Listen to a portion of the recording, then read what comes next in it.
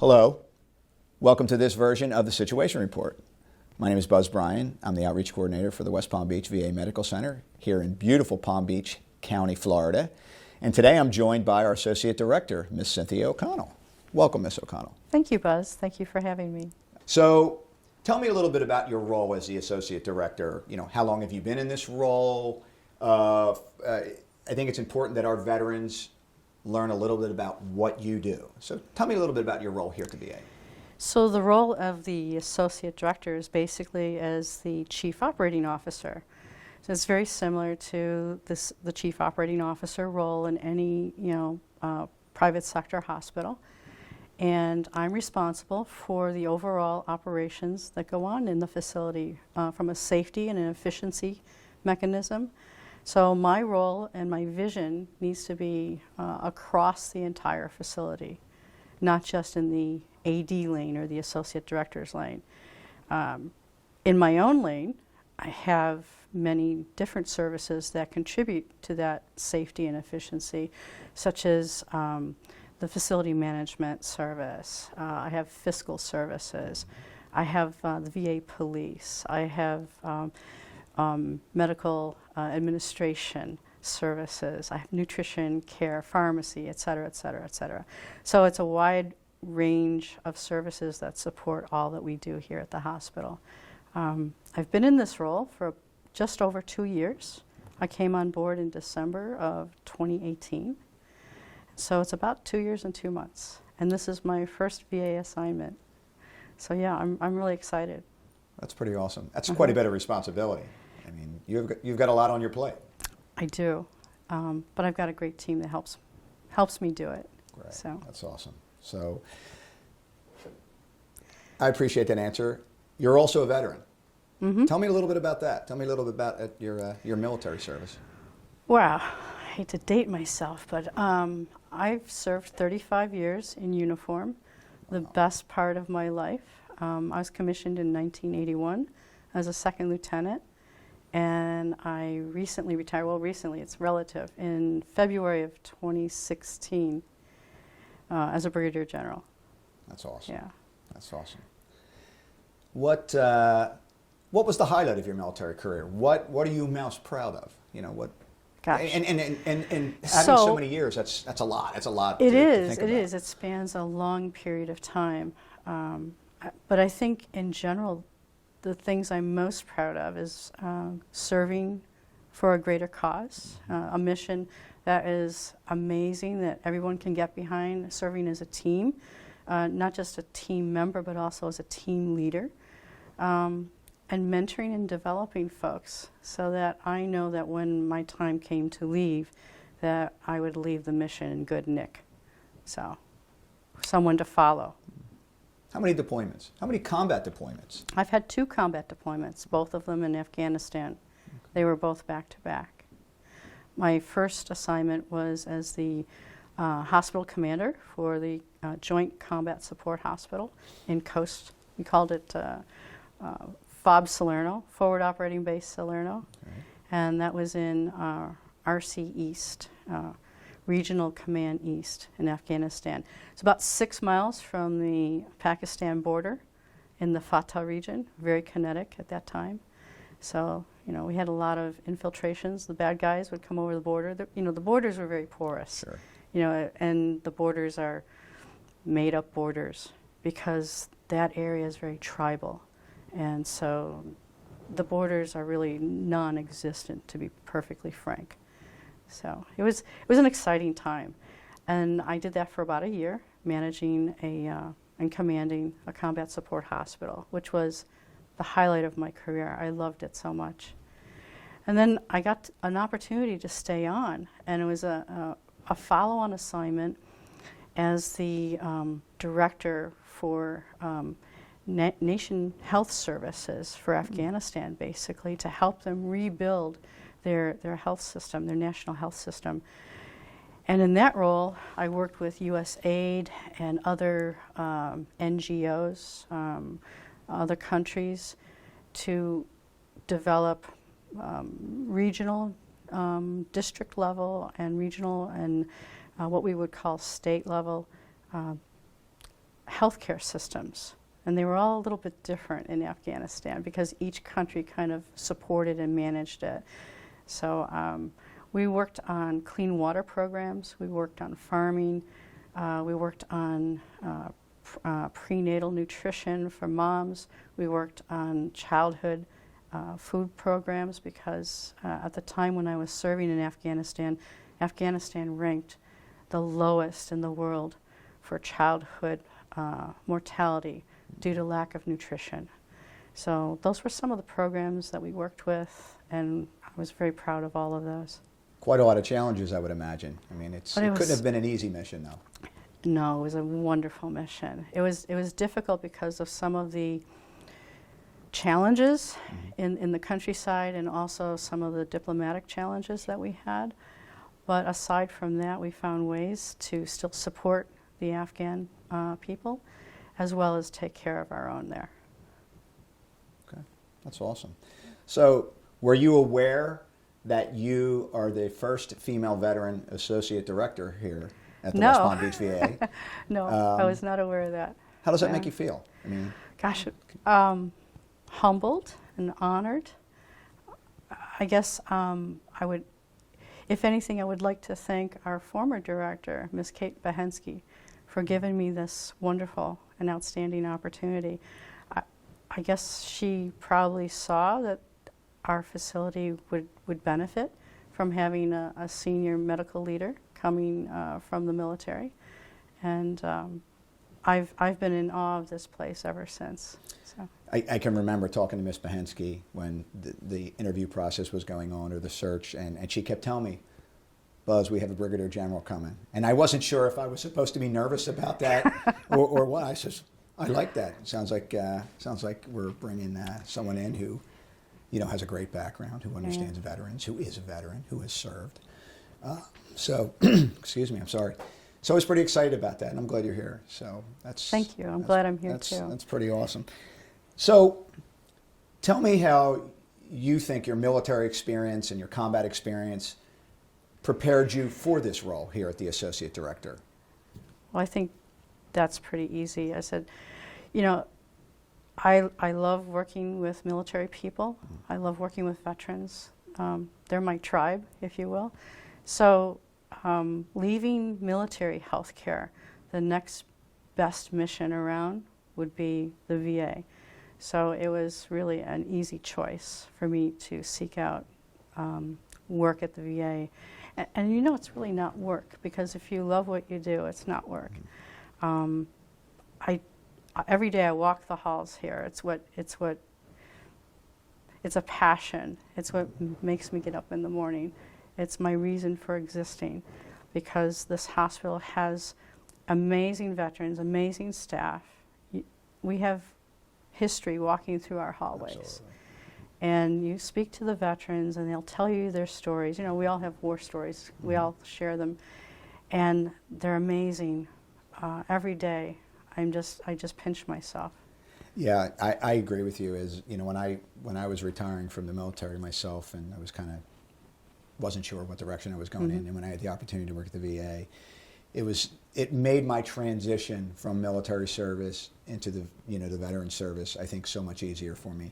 You walk the hallways, like you said, every day, and you get to talk to, American heroes. I mean, true heroes. that you see in history books or that you see in documentaries, and the stories are amazing. I mean, I think it makes that transition easier. It does, and that the transition is not only for those of us who've recently retired or separated from the service, but it's also for our veterans.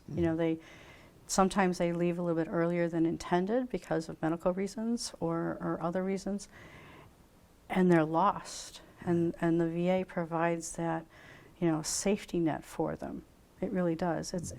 It's not just the health care, it's all the benefits, it's the opportunity to chat with others like themselves, a social place. You see that camaraderie every day Yes. here. Now, I know during the pandemic it's been different, and I think things are getting better and we're starting to get through it. So I kind of miss seeing the veterans come in. There's a lot of times you can just go down into the atrium and there's just a bunch of veterans sitting around talking. They don't even have an appointment. They're just here That's for right. that camaraderie, for That's that right. social, for that social conversation. So It's part of their survival. It really is. I agree.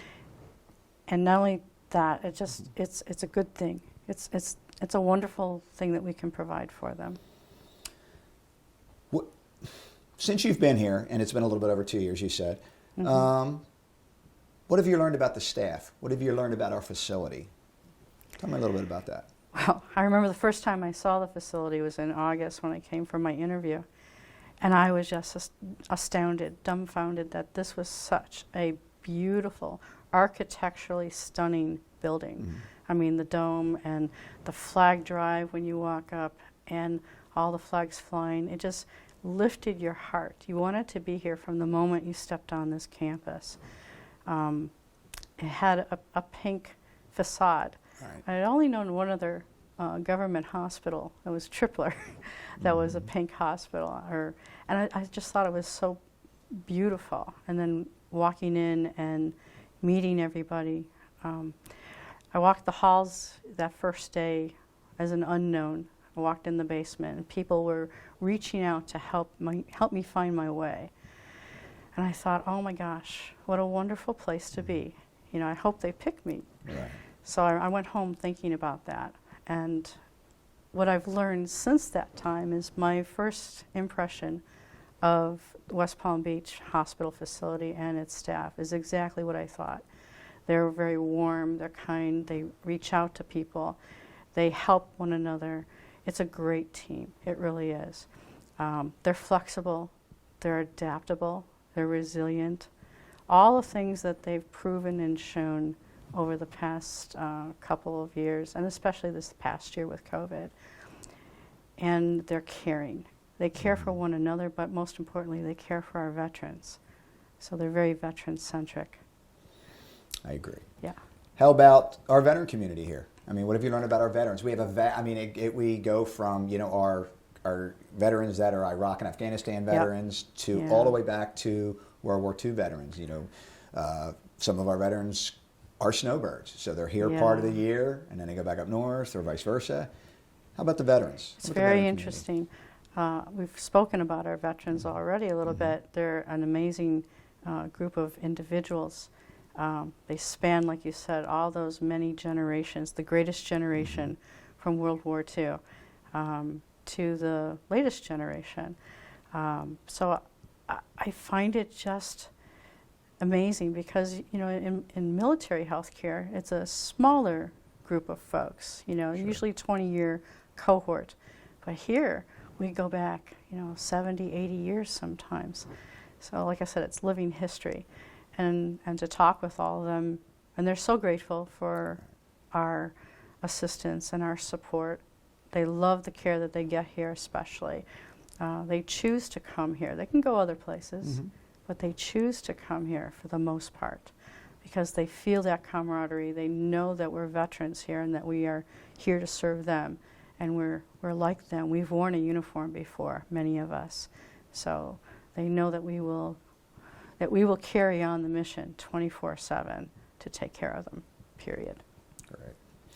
So in a previous edition of the Situation Report, we spoke to the Medical Center Director, Mr. Price, and I asked him a question about his first 100 days in office. So we know this past year was a political year, and we now have a new POTUS. And you heard leading up to it what his first 100 days in office were going to be like and what did he want to accomplish and on all his goals. So I asked Mr. Price that question, and he was the interim director, so it was a little different, but I still asked him the question. I said, tell me a little bit about what you would like to accomplish or do in your first 100 days. So I'm going to throw that at you just to say, if you were in that position, In his position? Sure, why not? Well, gosh. So of course, when I was my own CEO and as the commander of a combat support hospital, I had that same opportunity. We were there for a full year, so I had 100 days, the transition to command, and I think that's probably what Mr. Price and all directors go through, the transition to command, getting your boots on the ground, setting up your processes, setting up your goals, because the first 100 days usually directs what you'll do in the following year. So I learned that lesson a long time ago, and I had, so that's an immediate short-term goal. Then you have the next 100 days, which is kind of the midterm goal, which is maintenance and sustainability. And then, of course, our final 300 days in Afghanistan was, safely redeploying back. So it's a little bit different, but I think most leaders do this, and they look as to what they would like their vision to be. And so I've done this annually since I've been here. I like to nest my goals and objectives with my senior leaders, obviously, because then it flows better and makes everybody happy, and we get the mission done in a very coordinated, concerted way and an efficient way. So our goals this year, there's so many of them, gosh. Obviously, customer support and letting our veterans know that we are here for them, and being very veteran-centric, putting ourselves in the shoes of the veteran at all times, walking in their shoes from the moment they come onto the campus to the time they hit the front door, to the moment that they are walked to their clinic or upstairs if they're admitted. All of those things, all those touch points along the way are things that we're always looking at improving, more so than ever before, because we know our veterans have a choice. They always have a choice, and like many of our soldiers and reservists, for instance, you vote with your feet. So if you can vote with your feet, you take your business elsewhere. And like anything else, healthcare is a business, but more importantly in the VA, it's more of a family, and we want you to be with us, and we want you to choose VA. So I would say that customer service is job one, and exceptional world-class healthcare is the other job that we must do. We must give exceptional world-class healthcare. So if you have exceptional customer service and exceptional world-class healthcare, you have made mission, as far as I'm concerned. Okay. So I like that. It's a great answer. So I was going to throw another question at you about, tell me a fun fact about Miss O'Connell. And we can do that if you like. Tell us a little bit about you outside the VA walls. Wow. Okay, well, outside the VA walls, I'm not the associate director or the chief operating officer. I'm a military spouse. My husband is retired Vietnam vet. I have 2 grown college-age children, both daughters, and they both graduated from Texas universities this year. Awesome. They didn't get a graduation ceremony because of COVID. Sure. My oldest child is Megan, and she's working in urgent care and emergency medicine in Texas. She's an EMT, and she saves lives every day riding the highways of Texas. My youngest child, Shannon, is a newly registered dietitian. So I'm very proud of her. She's an RD, and she's working in Houston at the largest food bank in the nation. So she believes in eradicating hunger and taking care of food insecurity in one of our largest cities and regions in Texas. So I'm very, very proud of both of my daughters, both in healthcare, and serving their country, serving their local communities where they live. And that's probably the most important thing. My husband and I, of course, are very proud of them. And when I go home at night, I change my uniform, as it were, and I become, a spouse, a wife, a mother. So that's always part of my identity as well. That really never leaves me, but it's just compartmentalized sometimes because of the work we do here. Fun fact. I'm really big into family, as you may have guessed. Sure. My family has allowed me to do all these wonderful things. My husband has been incredibly supportive. We've been on this journey for quite a while together. We've been married for, it'll be 27 years. That's amazing. Congratulations. Thank you. That's an awesome We had children a little bit late in life. Mhm. I was in my late 30s, almost 40 when I had my youngest. So we went on a lot of military assignments Sure. together. So as a family, we're very, very close. So with my children in Texas and my husband and myself in Florida right now, it feels a little bit disjointed right now. But like I said, I know that they were working towards their degree programs there, and they finished those now, and they're out of the nest, and they're working on their own and serving their communities. I couldn't be prouder. I do family genealogy as a hobby, Okay. and I've been able to track my family in Ireland, for instance, all the way back to the 1700s. My father was born and raised in Ireland, Okay. and so he came to America as an immigrant in the 1950s, came through and set up his family in Chicago. And it's a very rich tapestry of ethnic backgrounds in Chicago. And so I identify a lot with my Irish heritage. My mom is French and German and Scottish. So I've been able to do a little dabbling in that genealogy as well. So I'm excited about that. Every now and again, it's like the never-ending crossword puzzle with genealogy. You can go back.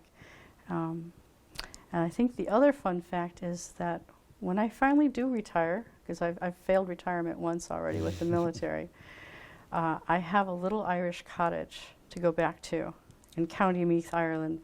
And that is where I plan to spend half of the year renovating our family home, because that's where I grew up during the summers. It was a little thatched Irish cottage, and my grandparents were there, and my father and my uncles and my brothers.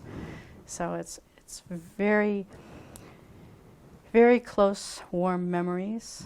And of course, the cottage is now vacant, but I plan to make it live again one of these days.